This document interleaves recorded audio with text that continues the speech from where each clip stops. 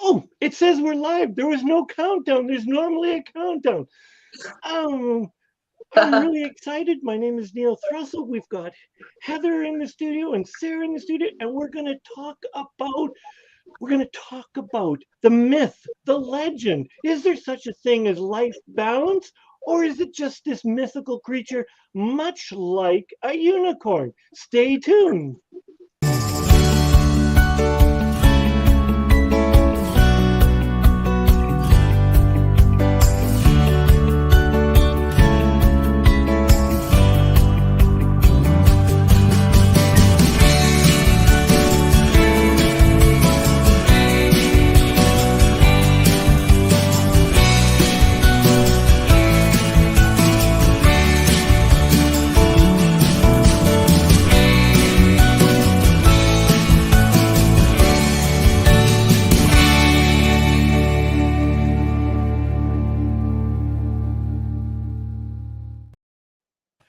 Good morning, good afternoon, good evening, or from wherever you're tuning into, whether it be live, replay.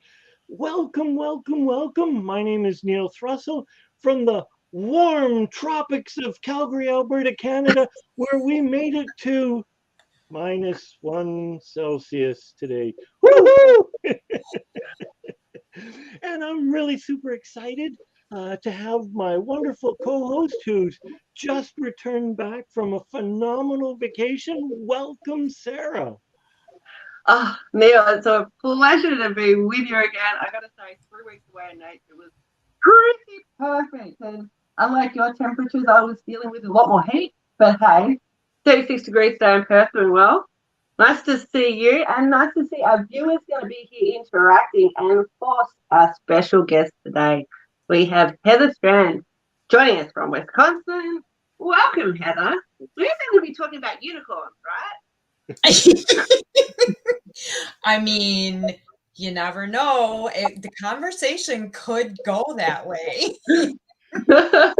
So we've talked about weather. So Wisconsin, as a Canadian, I think Wisconsin winters can be terrible as well as Canadian winters. What's it like in Wisconsin right now? It is 25 degrees right now, Fahrenheit. So I don't know what that equates to in Celsius, but 28 degrees Fahrenheit is freezing. So it is below freezing. So it's cool. It's cool. In your opinion, Heather, is a life balance achievable, possible? Is it myth? Is it legend? Is it as fabled as the unicorns? What? And even more importantly, we'll talk about it. We'll get into it for Christian women later. But for now, generally, this concept of of life balance, what is it?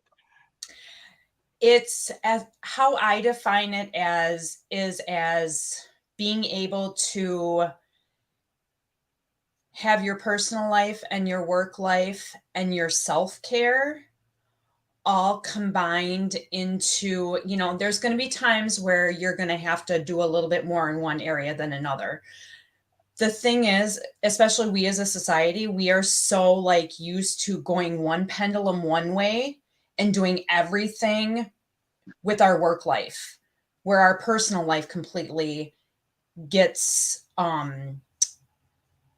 suffers.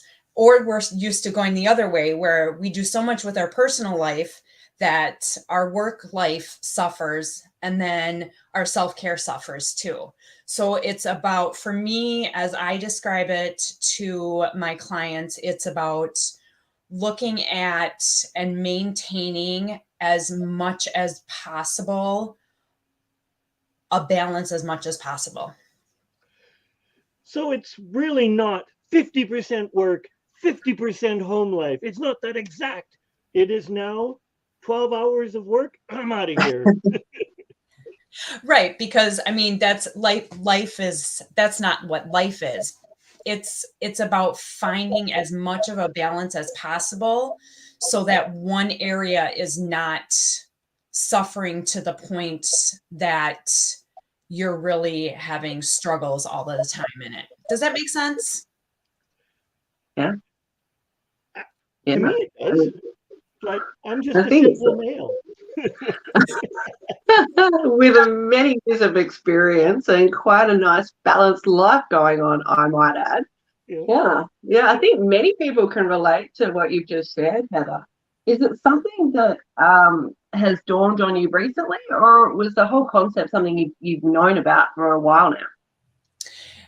It's been more so the last few years, and I think what it came from for me is I became so overwhelmed and burnt out with the work that I was doing.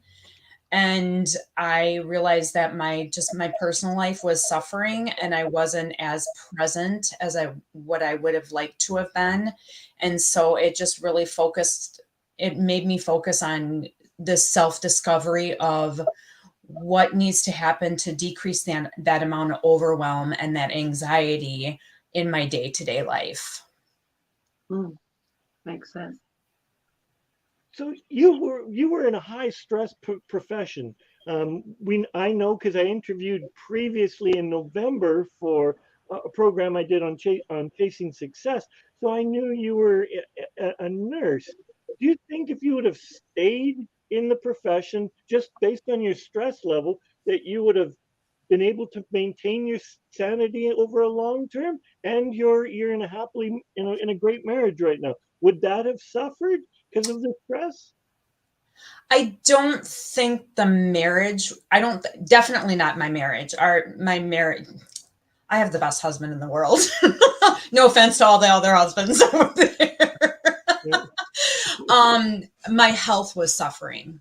That's what it came down to, was my health was suffering. And the last thing that happened was I was off of work for 7 months because of vertigo. And I realized because my body was just so overwhelmed and so burnt out, and I needed something needed to change. So was it an indication, a sign, like a sign from God, heavens, the universe, whatever, that your life was out of balance, that you got vertigo? God had been sending me a couple different signs. I'd had some health issues before that. I was in the hospital for 5 days with a whole bunch of stomach issues. And I think that was the first sign. And then there were a couple other signs. And then finally being off of work for 7 months was like, okay, maybe I should listen. So you didn't get the first niggly little hint, and apparently you didn't get the second little niggly hint, but you did get the equivalent of the 2x4 to the side of the head. Mm-hmm. Yeah. And so, me being facetious and silly, so have you learned to has it helped you pay attention greater now? Absolutely. Yes. Yep. I am able to catch things. Normally I'm able to catch things before it gets to the point where I become super overwhelmed. Of course, there's always those times where it just hits you like a ton of bricks out of nowhere. And, there's not a lot you can do. There's not a lot that you can do other than, okay, where are all these bricks coming from? What's causing this? What's causing all of this stress on my body? And it's about listening to your body and just understanding and listening to those little tiny signs where it's like, okay, you're pushing too hard. You need to back up. And, okay, it's break time. You can't be working 10 hours straight without a break, which I did all of the time. Mm-hmm. And so it definitely is about listening to your body. And that's what I really help my clients do too, is to focus on those little things, those little signals that your body's sending you that something's off, something needs to change. Mm. And I'll add to that too, we don't always recognize what's happening in our body. Like if I was to ask you all right now, what does your left knee feel like? You're like, Sarah, I'm not even thinking about my left knee. But now brought to your attention, you're probably noticing the fabric or the chair or the temperature. So there's so much about our bodies that we don't notice. What's something that you've noticed with your clients or your friends, or even back when you were nursing, when people were coming into the hospital and they were really anxious, that maybe was a symptom they could have picked up on earlier, that now you're more aware that you're picking up on? I think a lot of it is like pain. You know, pain is our body's signal too that something is off. And so when our body's sending us pain signals, and you know, the stress in the shoulders, that's one of the big ones, you know, that and migraines and headaches and those kind of things. Yeah, I hear you. And one of the things that I learned, I reckon probably about a decade ago, I was struggling with cluster migraines, and I was struggling with all sorts of anxieties and stuff. To picking up on the nuances of our body, you know, our ears, for example, you know, who would think to give your ear a massage? Like, Heather, when was the last time you massaged your ears? It's been a very long time now. But it's one of those things that you forget about. Yeah, I mean, literally, because of its situation, it's really close to the vagus nerve. It's really close to all sorts of main parts of our body that really do help us to survive and to really thrive in life. So, you know, doing a simple massage of your ears can really help to regulate our body. So it sounds silly. So, you know, you mentioned those big things like your neck. Going in and let's all do it together. Let's just pull on our earlobes, like not just on the low part, but maybe sort of quarter of the way up on that corner. If you just pull down, yeah, and just move that skin around, and it's just that little stretch. So you don't have to go hung and like really pull your ears around, but you know, just little movements, and there's little nuanced spots in our ears and all over our face and our body.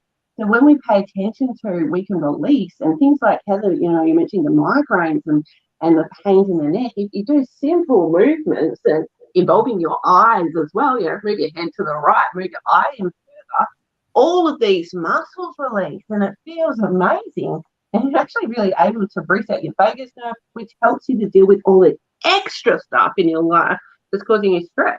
And by doing so, your executive functioning gets increased, and you're like loving life again. So if you haven't already, and you're having a bit of a laugh with us pulling out ears, do it.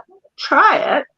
Give us a comment. Let us know how you go, because there's a lot of research that goes into that little ear massage and how amazing it is. Yeah. For our body. I know for me, I massage my palm a lot.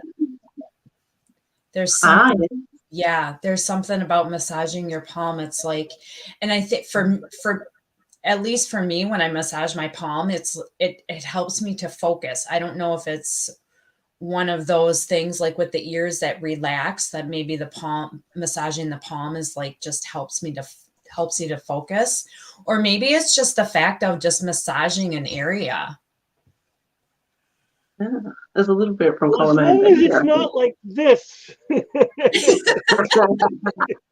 Especially when you're going in for a difficult conversation with your husband or your spouse or your partner. Nothing threatening about that look at all. So you had, not that Sarah or I could ever relate to, you know, having a big physical cathartic reaction and then taking a while to recover from it, but what were some of the tools that you did to help, or you use right now to help relieve the stress that you know the life is building up? What is it that you choose to do to help dissipate some of this stress right now? I think one of the biggest things for me, especially when the stress starts coming up, is taking a breath. And I know it sounds so simple and everybody's like, that can't be that big of a deal, but it really does make a big difference. Is just taking that deep breath in through your nose and out through your mouth, and doing that 3 times and rolling the shoulders back. And then the other thing is when you know, especially like the overwhelm starts, I just stop myself. Heather, stop. What is it that you need to focus on right in this moment to move you forward to whatever your goal is for this day or for this hour or whatever the case may be? And sometimes, and truly it is a lot of times just having that trigger, that anchor. We talked about that in our mastermind today, actually. Is just having that anchor of, okay, stop, take a step, take a breath. What do you need to do? You know, and it's like, because what we were actually talking about was like when you're feeling unmotivated or unfocused with doing something, is having some kind of anchor track, some type of music that you listen to, that as soon as you listen to it, you're like, yep, okay, I'm ready to go, type thing. Mm. Music is wonderful for that. Absolutely agree. Hey, what's your favorite music then? What do you put on to give yourself that lift? I put on either Don't Stop Believin' by Journey, Uh-huh.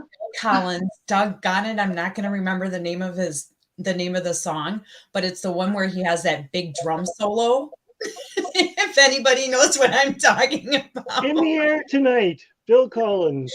Yes. Oh. I literally crank that up and I just start going like this, and it completely shifts my mood. Oh, wow. And well done, Neil, for picking up on, like, of all the songs, that was the one, like, got there. And yeah, wow. I thought we were going to have to give a call to 𝗵𝗲𝗁 Sorchan, our previous guest. He's a drummer. Who are we going to have to ask? No, Neil's got it covered. All good. Neil, do you have a favourite song that brings you up? You have to remember that I'm a little older than you, and in one of my incarnations when I was 18 to like 21, I actually owned a mobile disc jockey outfit, so I would play things. So play for parties and weddings and this sort of thing. Even with this squeaky little voice, I would do these things. And Phil Collins, this song was very popular at the time. Makes sense. I love that I'm still learning about you. This is wonderful. You learn something new every day. Right? Yeah, I remember growing up and my mum would listen to Pavarotti quite a bit. You know, there's a lot of oomph in that voice, and you don't have to understand the language, you know, to get the passion that he puts through, right? Like any opera, you feel that passion. And I think it's great that everyone all around the world has that opportunity to be passionate and to connect with that one piece or several pieces of music that put them in whatever state they want to be in. Facing situation. Neil. One of the interesting things about music is if you take all the lyrics out, and it doesn't matter what country you're in, if the music is intended to uplift, and that's what the thing is, without language, and whatever instrument they're playing, it crosses culture. It moves you. It's like I think it just gets right into the soul, and just like, here, have some soul energy. And at any age too. You know, I remember when I was studying art therapy, I'd had a newborn, and my teacher put on this song for our class to draw. Like, I don't know if anyone here's ever drawn music. It's another really amazing way to calm down if you haven't already. Try drawing some music. Again, let me know. Send me a DM. Love to hear and see what you've done. Anyway, my newborn was in the room with people ranged mostly in their 30s, a lot of 20-year-olds and 50, 60-year-olds, even people who retired were in this class. And we all had this visceral response to music, including my newborn, who welled up in tears because it was so emotional. And it's this beautiful way that we can connect with music. And again, please put on a song, dance around, have fun. And if you draw it, please send me a picture of what you draw. I'd love to see that. Yeah, absolutely. So do you meditate? Do you use meditation, Heather? I do use meditation. I use a visualization app called Envision. It's amazing. It has things for goal setting, for financial goals, for overwhelm, anxiety, like anything that you can think of. It has a meditation and visualization for it. And yes, I can tell if I don't do it. The other thing that I've actually just started doing is when I'm in the shower, I turn the knob to cold, to freezing cold. And I say, as I'm standing there, I am committed, I am congruent, I am unstoppable, I believe in me. And I say those 4 things 5 times while I'm standing there with the cold water washing over me. What have you noticed in your body? You go from one to the other. How would you describe that? Oh, wow. That's a great question, Sarah. I don't know how I could even describe it. I can tell you, I can tell if I haven't done it for a couple days, because my state definitely is not as good. Yeah. But technically speaking, what happens when you put your face in the cold water is you instigate the mammalian dive response, which is back from many, many thousands of years ago when our ancestors were in the water. All mammals have it. As soon as our noses touch the water, it changes our state, gets us ready to dive. And by doing so, by doing, the 𝗵𝗵𝗿𝗀𝗃 method and putting your head in the shower and doing these sorts of things, what really you're doing is slowing your heart rate down by instigating this mammalian response. It's absolutely brilliant. And I love the addition that you've added these beautiful sayings to go with it. What a wonderful way to affirm what you want. Yeah. Have you guys tried the Wim Hof method? I'm assuming Neil has. Yes. Heather? I have not. No, you won't catch me jumping in ice either, but hey, there's so many other things that we can do. Heather, what's another way that you share with your clients perhaps what could help them if they were struggling with their anxiety? Oh gosh, some more ways. Put you on the spot. I know. I was just thinking that. It's okay. Well, you're thinking, Heather. I'll help you out.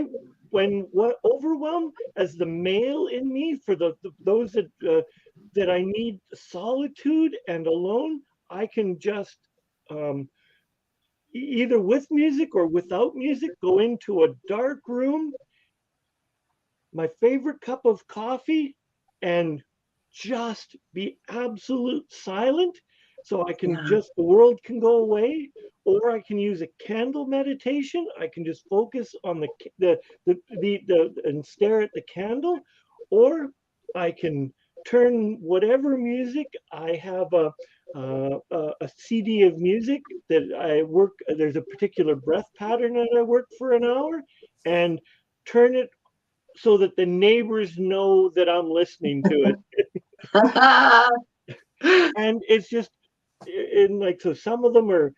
My techniques are just to get me grounded, to let the world, and other is to let the world just, like some of my breath CD is to let the world into me and then just exhale it and shrug it all off.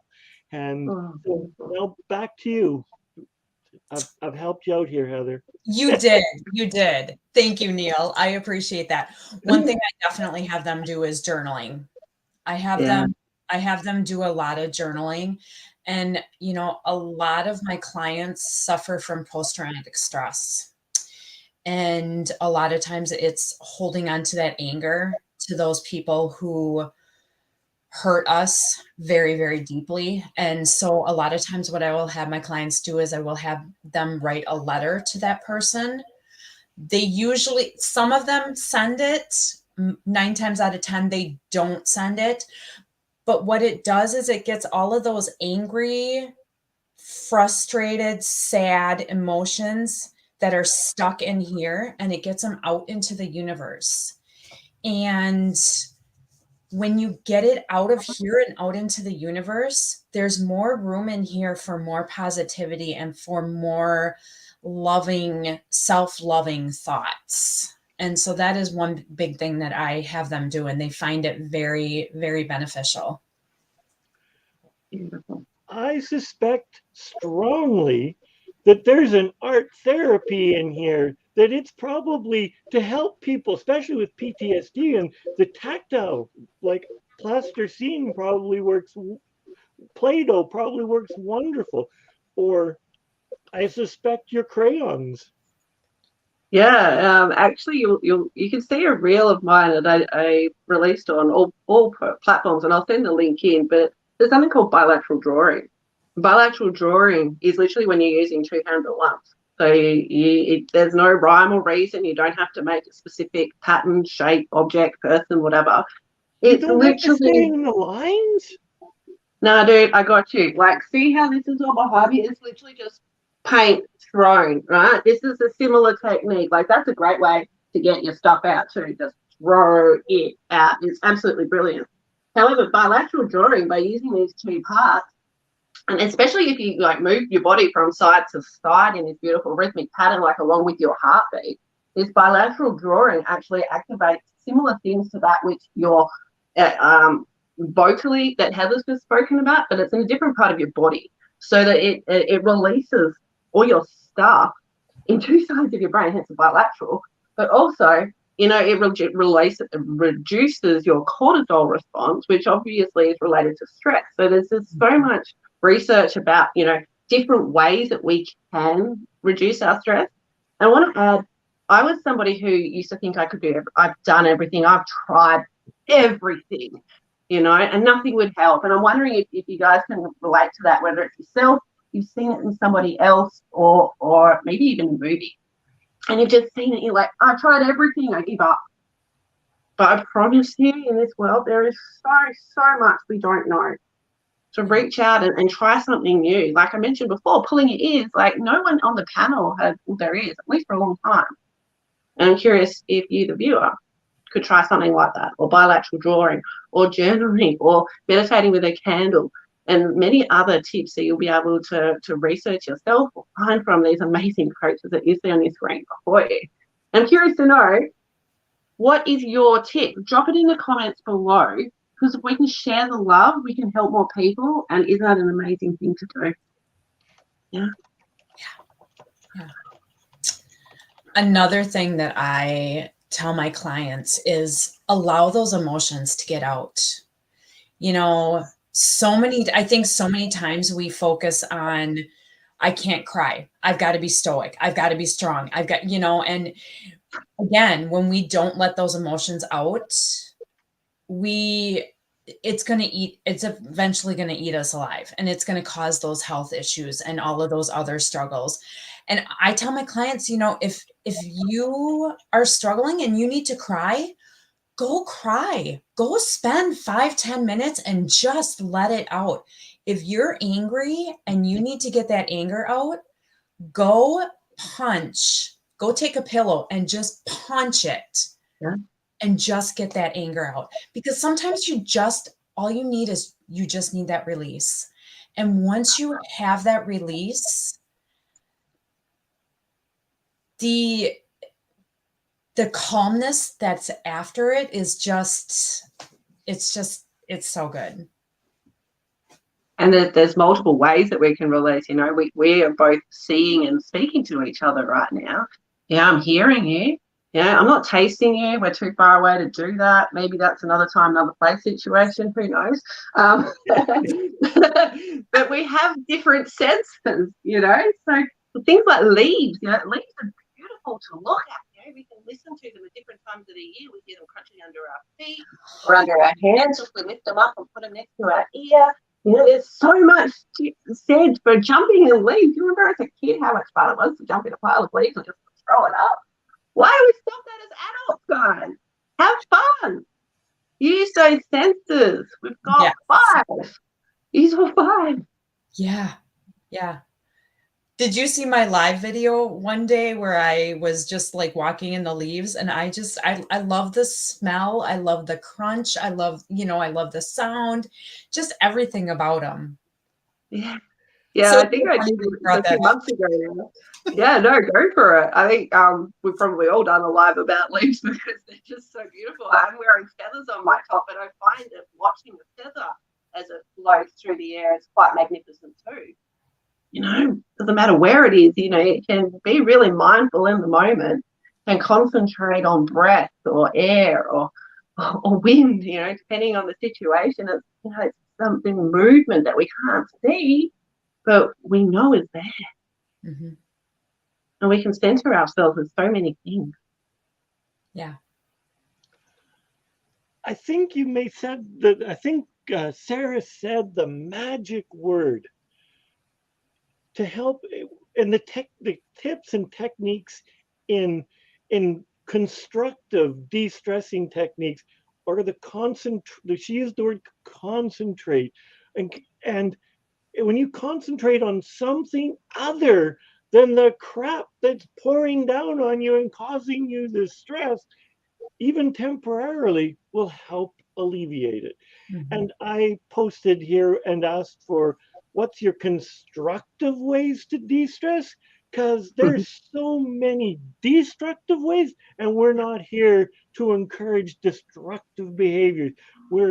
Even though I love my coffee, there is an amount of coffee that begins to be destructive to the body. So there's beverages of choice that are constructive. To have water, there's things that you can do that are constructive as opposed to destructive. So we're all coaches here, and we want the best for you. So we do not want you and do not condone any destructive behaviors. Absolutely. Yeah. And if you're in the destructive behavior part, we'd love to reach out to one of us, any one of us, and we'd love to help you through this. So, changing gears ever so slightly. So when we talked that your niche, Heather, you chose to work with Christian women, and was that just you woke up one day and said, no, I see a need because you relate to some of the Christian women, or how was it that you came to say, no, I really want to help Christian women? I think for whatever reason, maybe God, the universe, I was attracting Christian women more so. And so that's when I just decided to change my niche to Christian women. I'm very strong in my faith. I enjoy my faith. And I also understand that faith and God and the universe, it's different for everybody. Like for some people, it means going to church, going to an organized church, right? For some people, going out into nature is their church, and so that is what I really like. I try and relay to is church is different for everybody. God is different for everybody. Just because one person believes one thing doesn't mean that it's right or wrong. It's just how they believe. And so, yeah, I just embrace the Christian women. That's all I got. And it's from a place of curiosity, because we all need a niche. We all, to be able to support fully and to be able to help, it doesn't mean you can't help other people. It's just, yeah. So what are some of the things that you love helping people with? If you could truly pick, what is it that you get the most excited about helping people with? Not about them getting excited, but what really gets you out of bed. If you could help 20 people in a row with, what would it be? I think just having a more positive mindset and seeing these women go from, I can't do this, I'm not good enough, I'm not worthy, to crushing their goals, crushing their dreams, getting down to what's really holding them back, working through all of that post-traumatic stress, and getting them to understand how their past relates to where they are at now in life. I had one client the other day who is having a lot of anxiety issues, and it turns out, and she didn't even realize, some of the stuff that she's struggling with stems from some stuff that happened in her childhood with her parents. And until we talk through that a little bit, it never even dawned on her made her think about it. So now that we've worked through that, she's going to be writing a letter to them to release some of that stress and some of those emotions. And she's feeling so much better after it. And it just warms my heart to see them go from just complete stress and overwhelm and not having any time in the day and not having any time for themselves to go to crushing their goals, making that time for themselves, and still having all of that, the same amount of time for their family. That was a very long-winded answer, wasn't it? Perfect. I think, yeah, one thing that people can feel like, you know, to go from I can't to I can, it feels like this huge thing. Like, how can I do that? It's like jumping from ground floor to the top of a high-rise building, you know? What would be, I mean, I can think of a word that starts with C and ends with ud that helps people to get from that lowest floor to the top floor. How do you help people to bridge that gap from can't to can? One step at a time, one day at a time. It is, and I reiterate this to my clients all the time. It's about 3 steps forward, 2 steps back, 2 steps forward, 1 step back. There's no such thing as perfect. So it's releasing that perfectionism and allowing yourself to be perfectly imperfect. I love that. Hey, it turns out it's perfectly imperfect clock right now. How good is that? Like, release it.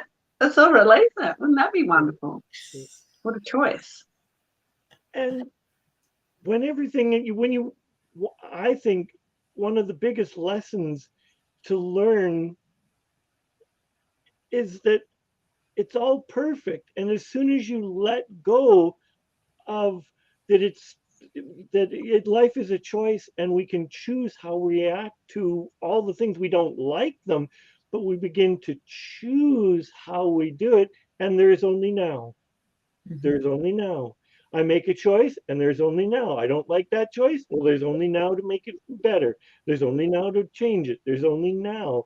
And when I stop looking back there and comparing myself to, you know, how good I was and how fast I was and in shape I was and or whatever, life becomes for me perfect and more joyful for me. Mm-hmm. I think something you've both alluded to there was expectations, right? You know, those expectations can be an absolute pain if we have expectations that don't suit us now, as Neil pointed out, you know, only now it's important. So if you need to change those expectations, do it. It could be the key. What a key.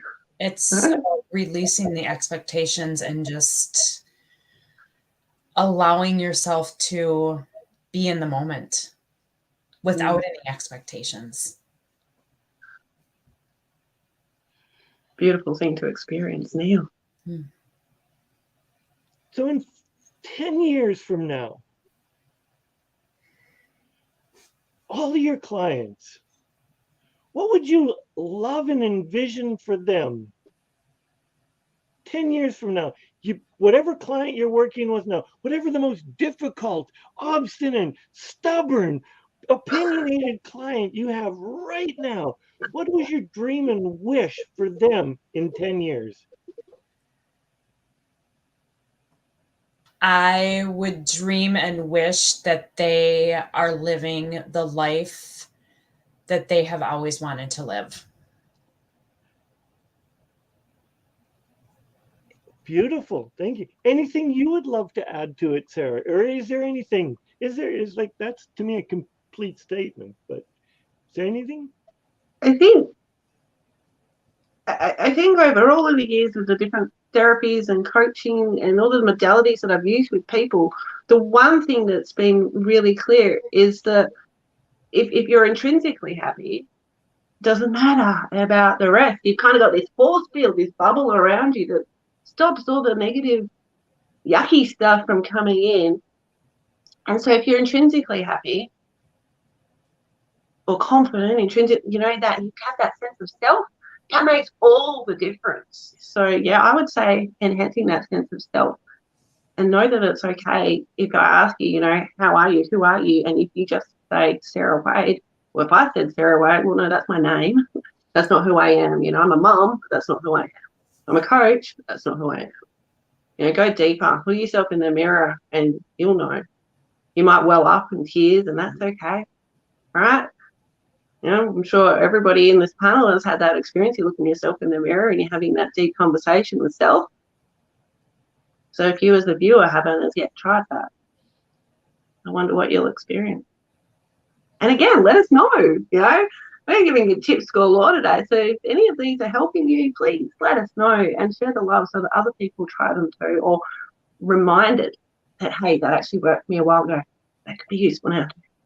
Mm-hmm. Yeah. And Heather, as a journaler, are you a free-form journaler? You just sit down and go, and it just comes out?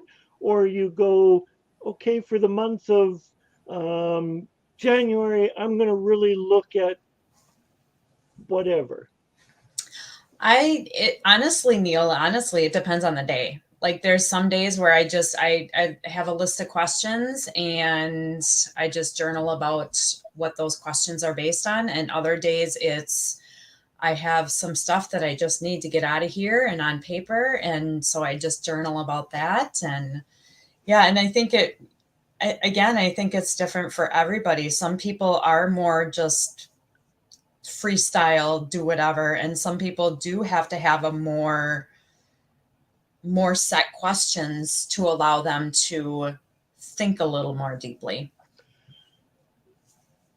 Do you have a journal that you give away to your clients or people who are interested in it, Heather? I have journal prompts. I have a Google Doc that has journal prompts on it that I give to my clients. Nice. Perfect. I love that. And I think just those simple prompts can really make a huge difference. So if you're interested in some of Heather's prompts, please do reach out to her. I'm sure she would absolutely love to share it. I'm sure that her details are going to be going across the screen pretty soon, or they will be soon, or you can just click on her name and send her a DM. Neil knows that I do a different style of journaling. I have a journal called Artful Transformations, and I ask people not to use words, Heather. You know, I think we've spoken about this a few times today. We're using different parts of our brain here. So when I ask people to journal, I ask people to journal with, who would have thought, you know, their extended arm and, you know, a crayon or a pen or something. And one of the amazing things you can do is journaling with like the weather report. Yeah, it's a really interesting way. How was your day? You know, we've both seen the weather, right? You know, we both know what sunny looks like, or hey, if it's cloudy with sun behind, or if it's thunderstorms or lightning.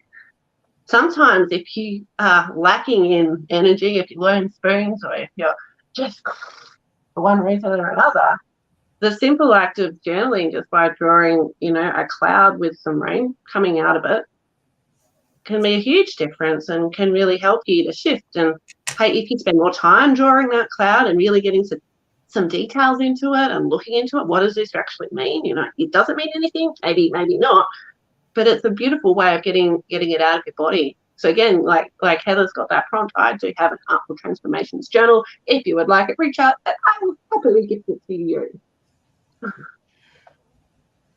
And it's interesting, three coaches, three different approaches. I'm a memoir, so I want you to write your story. If you're infatuated and completely in love, you've met the love of your life, then I ask you to write the story of it. Ooh. And then write the experiences as an author, as what does it feel, taste? What are the experiences? What's your body doing? And draw me in as this story. And by doing that, it triggers so many other senses, because you have to pay back to the five senses. Absolutely. Oh, I love that. I do. So that's odd. Yeah. I ditto what Sarah said.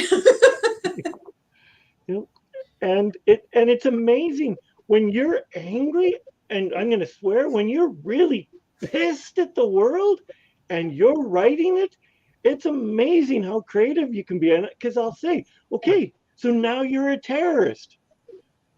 And you want to blow up the world. Well, tell me how you're going to blow up the world. And they go crazy. And then it's dissipated because it's on paper. And you can look into things like, you know, who was the enemy in that situation by externalizing it and really get into the story. And, you know, metaphors and so much can come out in all these ways. You know, beautiful thing to experience. Also could be very teary. And again, that's okay. Absolutely. Okay. But all three ways, because you have to do in order, like mine would be the last step in the journaling process, because you have to recognize and be able to put into words through what Heather is saying. You have to be able to say, I am in love, I am in anger. And then with Sarah's process, you have to be able to express anger or love in colors as an experience before you could ever put it down. And it becomes, so it's all of these, which is, it's just, I love the synchronicity of what we're just experiencing here. Beautiful. Yeah. I love it. Yeah. Excuse me. Yeah. Oh. Oh, now we lost her. She's off to go. She's really crying because it just touched her so much what we're doing here. Frog jumped in my throat. Oh, this trauma's coming up. I need to go and find some paper so I can release it. I need to get some leaves on me. No, I'm good. I'm looking at our time. Okay, we're still good. So we have you're helping Christian women, and it's definitely not the far right conservative Christian woman, because of your beautiful acceptance and your openness to accept the definition of Christianity. So what are some of the tools that you help this niche with? So you've mentioned journaling, you've mentioned a Google Doc that you, so if you were to gather a group of women together, what is it that you like to do to help them in a group? I like to help them in a group. I like to help them start a conversation so that they can see and understand that they are not alone. I think so many times we struggle, and we struggle in silence. And when they are in the group together, that they can see that there's a lot of people in my same boat and I'm not alone. And having that community to help each other to, grow even more and grow and just have that community and have that togetherness even more. And that's so powerful, just as a general statement. Men are far more prone to suicide, and because we feel alone, and it's not true. If I as a man I'm willing to be vulnerable and go and do the craziest thing and ask for help. And all three of us coaches would say, please don't suffer in silence. Reach out. Like, we may not be your perfect coach, mentor, thing, but we know hundreds of people that could be. Yeah, and we would sooner have you reach out to us and it not be a fit, but we know someone and we know that you're being served and looked after well. That's what we would. So to your friends. Yeah, I'm sure your friends would much rather you reach out at 3 a.m. than be the pallbearer at your funeral. Oh, Sarah. Wow. That hits at home, doesn't it? Yeah. Yeah. Yeah. Absolutely. With coaching, one of the things that I learned was that I had to put my phone, my notifications on silent. So I was always such a giver. You know, when I first started coaching, I would answer the phone at 3 a.m. because I thought someone needs me. There's a reason I reached out. and I burnt out. It was a huge realization for me that, yeah, I can help, and I do help quite a bit, but I'm at a 2 and I need sleep, and I can't continue to help others.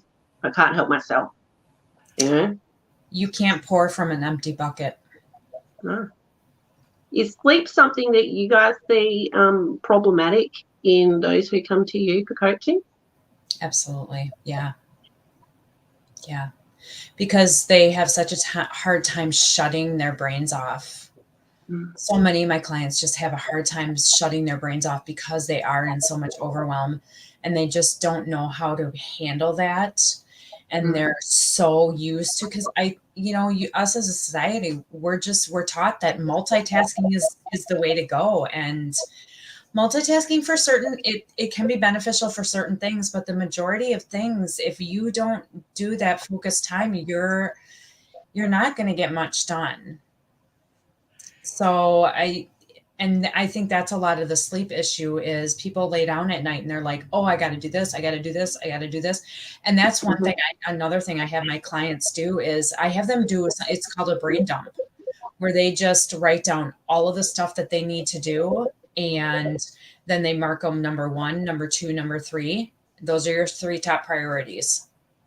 And those are the 3 things. You focus on number 1, you get that one done. You focus on number 2, you get that done. You focus on number 3, and then you move on to the next 3 most important, and you just keep working down that list. So just to clarify and back it up a bit, you did say, people are laying down in bed and these are all their thoughts. Would you suggest that they brain dump in bed, or would you suggest that they pop out of the room, going to a different spot, whether it be chair, desk, or whatever, to dissociate sleep and bed and thinking in bed? I think it's different for everybody. I think for some people, if they try and do it in bed, it's going to keep them awake. I think for some people, if they actually get up and do it and then try and go back to bed, it's going to keep them awake. So I think it's different for everybody. For me personally, I'll just take if I think of something, I'll just take my phone, put it in my phone real quick, and then put it away. So then I know that come morning, I don't have to think about it anymore because I've got it written down. Yeah, lighten that mental load. Excellent. Yeah. And a lot of times I'll tell them, a half hour before you go to bed, just sit down and think of all of the stuff that you need to do the next morning. Take 10 minutes, do that brain dump, so that when you do lay down, you're less likely to have to start thinking about all those things, and you're more likely to be able to shut your brain down. And I'd absolutely want to add, there's a lot of research that backs up what Heather said, and also to think about the things that you do want, because let's say we break down sleep to being 8 hours a day. If you're thinking about all the negative stuff, then unfortunately your subconscious thinks about all the negative for 8 hours, and that can contribute to you having a really poor sleep. You wake up, you've felt like you've already done all the work and you're exhausted. So yeah, brain dump, absolutely. But also brain dump the things that you want, so that your brain will take in this and mull that over overnight. So whether you remember your dreams or not, your brain, your hippocampus, everything is working together for your benefit, so that when you wake up the next morning, it's figured out something. Hey, maybe try this, or hey, did you think of that, or hey, just slow down and rest. Your body just wants you to rest right now. Yeah, so true. Yeah. And one piece I'd like just to add to that is, before you're going to bed, ditch the screen time, the blue lights and of your computers, your movies. Ditch the technology, and it will actually, if you can get out of technology at least an hour before bed, you are doing yourself much better. You're much better off than 2 minutes before bedtime staring at the blue screen of death and then going, okay, I'm guilty of it because I can fall asleep easy. But so many people, and we dump on, Heather's niche is Christian women. One of the things that society does to women is gives them the caretaker role. So things dump on them, and things dump on them. And they take responsibility, whether it's cultural or whether it's they're internalizing. But women carry, for whatever reason, or no blame here, a more sense of they have to do things in the world, when us guys can go, yeah, okay, tonight, tomorrow we'll deal with it. It's interesting too, because hormonally we need that more sleep to, women need more sleep to help with the executive functioning of everything that Neil's just mentioned.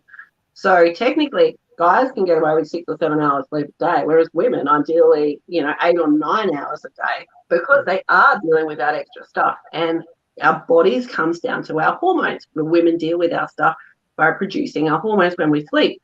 Men, on the other hand, as you know, comes from a different part of your body and it's easily to produce, and you can produce it very quickly. Women need to store that energy out, that hormone, to be able to help themselves the rest of the day. So again, if you're having broken sleep, this is contributing to your lack of being able to function, let alone multitask. Yeah. Hey, Heather, we've been on a journey today, right? We've been on all sorts of adventures. We haven't yet spoken about unicorn. Is there a unicorn? Is there something? Is there like something poignant that we've yet to touch on that you'd love to share with the audience? Oh, I don't know. I don't know about a unicorn. I think it's each personal preference, just like Santa is each personal preference.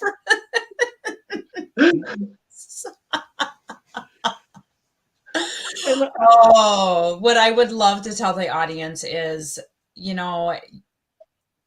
if you believe it, you can achieve it. And always listen with your heart, because your heart is going to show you the way. And when you listen with your heart, you will achieve anything that you set out to do. Oh, that's a bit beautiful. Neil? I believe in unicorns and Santa Claus. I believe in the magic of the world, because when you believe it, that's when you will see it. And I love the mystical nature and the wonder and the whimsical nature, and I love the beauty of the world. And I want to see the mystical, the whimsical, and the beauty of the world. And I hope in your life you get to truly see and drink in the beauty of the world. Oh, wonderful. So good. So good. Anyone else getting like chills and like the warm fuzzies?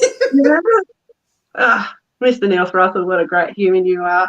Heather Strand, another amazing human and a very special guest for today. We appreciate you and everything that you've shared, and no doubt your amazing clients think wonders of you and the techniques that you're sharing with them.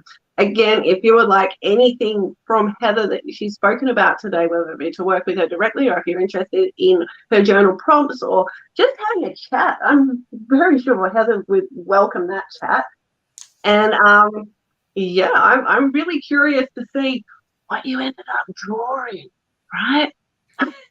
Get that music on and send me that picture. I'd love to see what that drawing looks like. And hey, taking your ears help. Whatever you picked up on today, if that works for you, it would be so beneficial, so beneficial for other people if you would share what works for you. Those things that really make a difference for you, or you saw make a difference in your best friend or your wife or your sister or whomever. Share the love. Let's create uplifting conversations that really do set your heart on fire and bring in that warm, fuzzy feeling, that we just had a moment ago. Bring it into your daily life. Imagine the possibilities, right? Thank you, guys. This has been amazing. Thank you, and we will see you all next time. We will. See you. Design life.